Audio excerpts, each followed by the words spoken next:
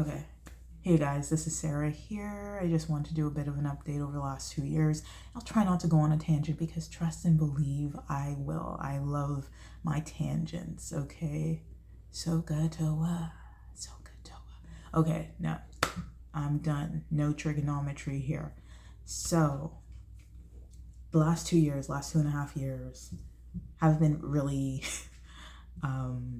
like I thought I went through Dark Night of the Soul type shish before. Nah, I don't know. It's like a prolonged Dark Night of the Soul at times. At least that's how it feels. But yeah, I a lot of things happened in 2024. One of the things musically, at least, was that, and I took it negatively at the time. I lost pretty much all my music because I dropped my hard drive. I was being careless, I was being stupid, and I dropped it, and it's just not working. That's how many years of music just gone. And I was like, oh, I'm gonna go revisit it, and maybe like I can get better at things, and maybe I'll release something. No, it's gone. Those ideas are gone. That was devastating. I still released a track. Not even a track, an album. I think that was 22 minutes, so that was 2024, right? And then, after that, got a job, or a new job rather, and I had to start learning how to be more understanding work-life balance, and I had to work with my feelings of burnout for doing a lot of things, right? I have a very I've had a very rigid, and at times more still, a rigid mindset with when things should be done, what should be done, dealing with a lot of comparison of not only my music, but also people and things in my life overall, feeling down, horrible, all that stuff, right? So it was really tough to maintain the idea of or even the thought of doing music, especially releasing anything, right? So I took pretty much almost like a year off. And part of that year, let me say, because at first it wasn't fully intentional, like, oh, that's it, I'm just completely gonna give up everything right now, like music forever. But I thought about, after dropping my hard drive, right, my backup hard drive, I thought, you know what, let's just make a change. So I got some new speakers, the Kali ones, and then I also said to myself, let's change my DAW. So from day one, I guess day zero, I technically worked with Logic. That's what we used when I took like a college course, and I totally flubbed that. I didn't think about music production and the importance of EQ and compression. So I'm like a poli-sci major, so I was thinking more about political shish at the time. So yeah, regret? No, not fully for that, not that. But what am I saying? My first real home studio stuff, it was Studio One. That's what the guy at Long and McQuaid in my university town got me on, instead of like a Tascam or like what was it? It was like an 8-track recorder I was trying to buy, and he's like, for a little bit less, you can get the Studio One Artist. And I was like, oh, okay, I'll do that. And that's how I kind of got started overall with doing production, at least on my own. It was fun. That was the whole point. It was very much fun. I didn't think about doing anything professionally. I was just like, okay, let's just do this. It's a way of, it was creation, right? And I enjoy creating. I really do enjoy doing a lot of creation work. I have like a mindset about being, in any case, being a co-creator, or at least being a creator, and understanding that being a producer and a creator is more fulfilling, and perhaps it could be lucrative in many respects, versus just only being a consumer. And that's my own personality, and that's my own thoughts on things. But what did I do in the last? So I changed from Studio One to Cubase. So I did a lot of research. No, actually, scrap that. I could have done more research. because I know everybody's on Ableton, that's like the big one. FL is big, especially like for trap, and I think a lot of DnB does that. And I'm also kind of like working on DnB stuff, jungle and DnB, and I guess light breakcore in a sense, So I was like doing a bit of research, and I just said, you know what, Cubase. I understand that I believe like Studio One was created by the people some of the creators of Cubase, right? Going off on their own. I think that's the story. That's what I have in my mind. So I'm like, yeah, let's just go back to the original and see what's going on, right? Because I was blaming like my studio software in many respects. As much as I loved it, as much as like Studio One was intuitive and it just made sense, and I was learning more and more about it, and most of my mixes, they did start sounding actually better than when I had started back in like 2012 and 2013. But I still was like, oh, maybe it's the software, because just why look at myself when I can just project onto software, right? So I made the decision to go to Cubase because I was also thinking about doing orchestration. They have a lot of tools that they look great. And so yeah, I completely swapped Studio One for Cubase. And I realized that half the tracks that I was still working on in Studio One for my DnB projects, I couldn't even open them up anymore. It was like, oh, because you got rid of like the license completely, now you can't touch it. And I was like, fridge. Like, I was so pissed. So now those were lost, okay? And I'm starting from scratch in a new DAW that I know nothing about. And so I was like, okay, let's work with this. Let's try. It was so damn frustrating. So I was basically like, you know what? I almost gave up every other day. So I was like, you know what? I'm not even touching this again. I don't even want to do it. Right? I was like, man, I regret like going to Cubase, right? Then at some point I just, as much as I say I want to give up, I actually just can't. Perhaps that's like a negative trait. No, it's a good trait. So I went back to it. I tried watching a few things here and there just so I can get like just basically started. And I just started creating, the creation process wasn't as seamless as it was in Studio One, but mind you, I've been using Studio One for so long. And yeah, it was okay. It was whatever, just creating. And then I guess I only released one track this year, which I'm proud of it in some aspects. In other aspects, I know I could have mixed it better, but I didn't have like the capacity, I think, mentally to really try to go deep with it, more deeper with it. And so I released it. I'm happy with it. Actually, I am happy with it, minus my perfection. So that was good. I was happy to do that because I just didn't want to say like I'm completely done with it, screw it, nothing like that. So this year though, I made like an intention to really figure it all out and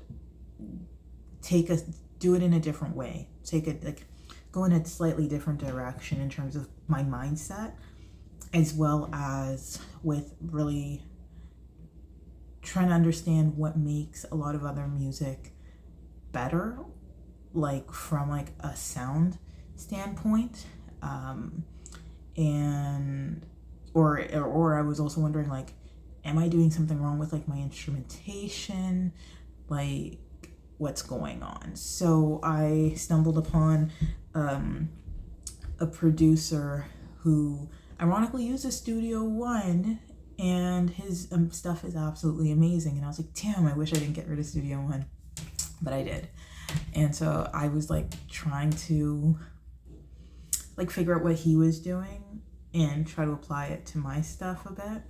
And so I was working, I decided to take one of my tracks, and I was like, yo, maybe I will actually release this, and I will release it at that point sometime in, I guess New Year this year. And what I found, and this is from like a mentality and I don't know, spiritual, I don't know, but whenever I make a decision to like try to like really say, yes, I'm gonna be doing this, I'm using that, I'm going to go through with it, it's gonna be great, I swear to friggin' goodness, something comes up, something just like flubs it at that point. That's how it feels, at least, right? And so I said, oh yeah, I'm gonna mix this, I'm gonna figure it out. Middle of a project, it would just crash, and I'm like, okay, it's gone. I was trying to learn how to like add a bunch of EQs to like all the tracks individually, and I initially had put different effects on first on some tracks, right, that like effects like that had like cool effects that I wanted to have as a part of the song, right? It was sounding good to me. I was like, oh, this is good, I'm vibing. The minute that I decided to try to put the EQ on every track, and I put it I think at the top of one, the way that Cubase works opposed to Studio One is that even though I said, okay, put it here, it didn't move all the other tracks down. In a sense, it actually deleted all, not tracks, like inserts. It deleted all of my other inserts, meaning my like effect inserts that was the basis of my song were gone. And I couldn't get them back. And I'm just like, what? Maybe again, this is, it's a completely new DAW to me, but I started looking it up and they're like, yeah, you can't do this in Cubase and that, and this is like unintuitive. And I was like, shoot, you know? And so I had regret going to Cubase again at that point because I had something that was sounding good, right? So then I didn't remember what the, exactly what I did with the effect, how I got to it, but it just sounded good. And I didn't bounce it out because I actually barely know how to bounce out because it doesn't, the bouncing audio thing doesn't work similar to Studio One. So I was just at a loss.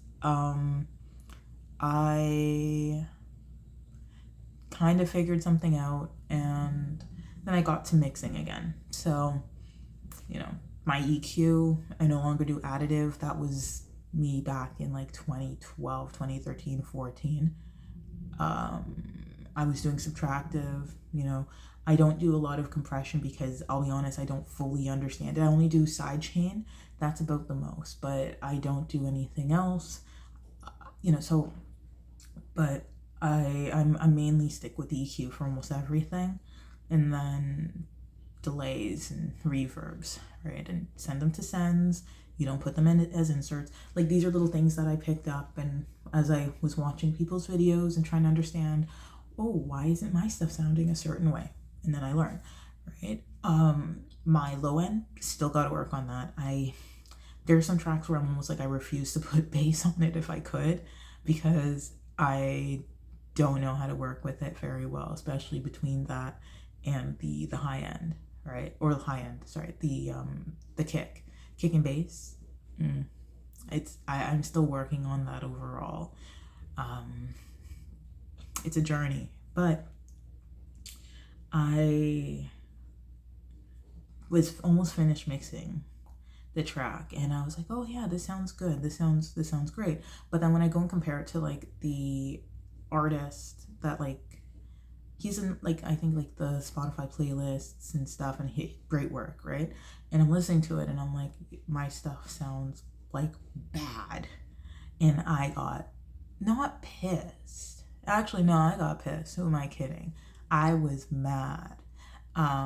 Because I'm like, what the hell have I been doing, you know, in front of my speakers? And mind you, I'm not in a treated room. You can see behind me, nothing is treated. So I already understand.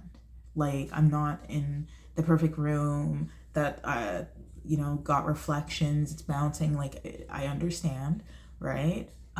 Close to walls, right? I'm not completely an equilateral triangle. Like, my speakers are way bigger now than they were before. Like, it's not perfect, and I understand. So am I expecting, you know, like the best of the best? Not necessarily, not right now, right? But I was expecting something better, right? Because if I'm comparing and I hear the other track, I'm like, ooh, that sounds both wide and ooh, it's so balanced and so good. I'm like, how am I not right? Like, so I